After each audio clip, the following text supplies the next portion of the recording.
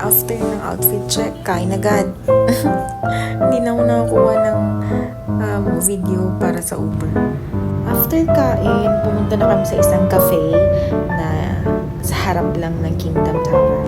So this is what we had in the cafe. So we have coffee and sweets. So it is all consumables. When you come into the cafe, you will pay a certain amount and then you can take that one for your coffee and for your sweets. And then you can enjoy.